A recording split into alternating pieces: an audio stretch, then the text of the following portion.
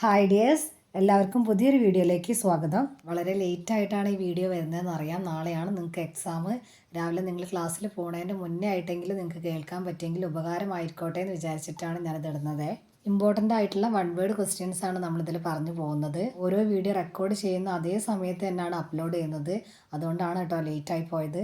ആർക്കെങ്കിലും ഒരാൾക്ക് ഉപകാരപ്പെടുകയാണെങ്കിൽ ഉപകാരപ്പെടട്ടെ എന്ന് വിചാരിച്ചിട്ടാണ് വീഡിയോസ് അപ്ലോഡ് ചെയ്യുന്നത്.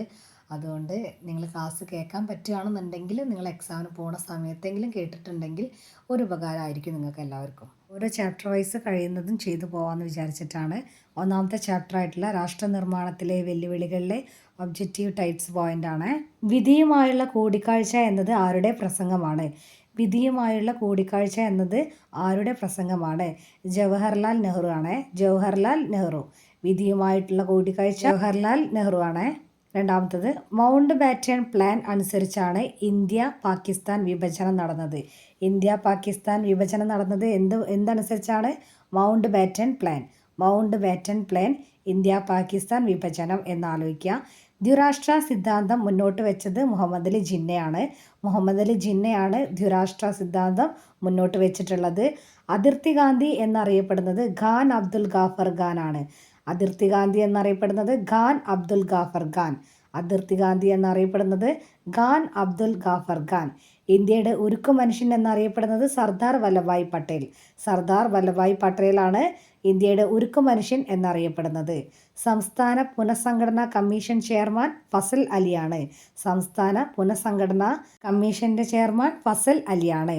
ഇന്ത്യയിൽ ഭാഷാടിസ്ഥാനത്തിൽ രൂപം കൊണ്ട ആദ്യ സംസ്ഥാനം ആന്ധ്രാപ്രദേശ്. ഇന്ത്യയിൽ ഭാഷാടിസ്ഥാനത്തിൽ രൂപം കൊണ്ട ആദ്യ സംസ്ഥാനം ആന്ധ്രാപ്രദേശ്.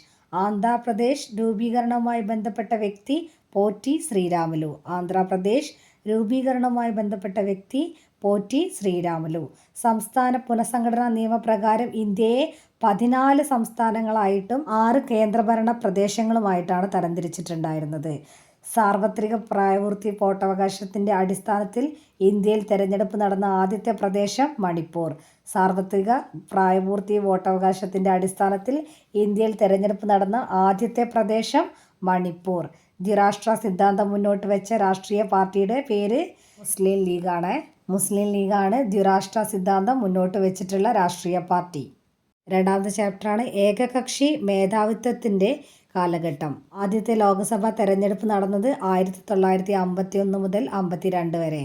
ആദ്യത്തെ ലോക്സഭാ തെരഞ്ഞെടുപ്പ് നടന്നത് 1951 മുതൽ 52 വരെ. ആദ്യത്തെ തെരഞ്ഞെടുപ്പ് കമ്മീഷണർ സുകുമാർ സെൻ ആണ്. ആദ്യത്തെ തെരഞ്ഞെടുപ്പ് കമ്മീഷണർ സുകുമാർ സെൻ. കേരളത്തിലെ ആദ്യത്തെ മുഖ്യമന്ത്രി EMS നമ്പൂതിരിപ്പാട്. കേരളത്തിലെ ആദ്യത്തെ മുഖ്യമന്ത്രി EMS നമ്പൂതിരിപ്പാട്.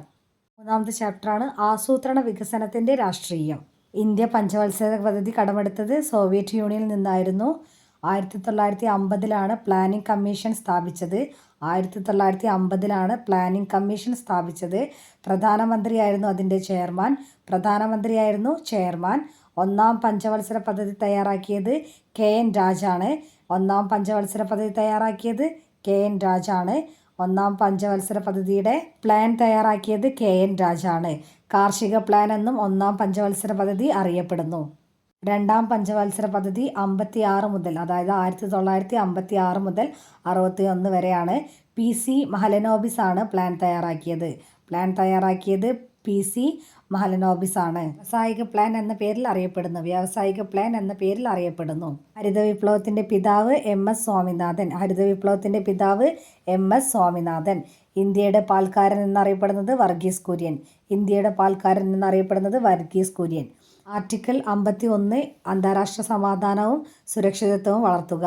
അന്താരാഷ്ട്ര സമാധാനവും സുരക്ഷിതത്വവും വളർത്തുക. ആർട്ടിക്കിൾ 51. വിദേശ നയത്തിൻ്റെ ശില്പി എന്നറിയപ്പെടുന്നത് ജവഹർലാൽ നെഹ്റു. വിദേശ നയത്തിൻ്റെ ശില്പി എന്നറിയപ്പെടുന്നത് ജവഹർലാൽ നെഹ്റു ആണ്. 1954 പഞ്ചശീല കരാറിൽ ഒപ്പുവെച്ചു. ആരൊക്കെ തമ്മിലാണ്? നെഹ്റുവും ചൗ എൻലായും തമ്മിൽ. 1954 നെഹ്റുവും ചൗ എൻലായും പഞ്ചശീല കരാറിൽ ഒപ്പുവെച്ചു. പഞ്ചശീല കരാറിൽ ഒപ്പുവെച്ചത് ആരൊക്കെയാണ്? ചൗ എൻലായും നെഹ്റുവാണ്. 1954 താഷ്കന്റ് ഉടമ്പടി ലാൽ ബഹദൂർ ശാസ്ത്രിയും അയൂബ് ഖാനും തമ്മിൽ ഒപ്പുവെച്ചു. താഷ്കന്റ് ഉടമ്പടി ലാൽ ബഹദൂർ ശാസ്ത്രിയും അയൂബ് ഖാനും തമ്മിൽ ഒപ്പുവെച്ചു. ഷിംല ഉടമ്പടി ഇന്ദിരാഗാന്ധിയും സുൽഫിക്കർ അലി ഭൂട്ടോയും ഒപ്പുവെച്ചു. ഷിംല ഉടമ്പടിയിൽ ഒപ്പുവെച്ചത് ഇന്ദിരാഗാന്ധിയും സുൽഫിക്കർ അലി ഭൂട്ടോയുമാണ്.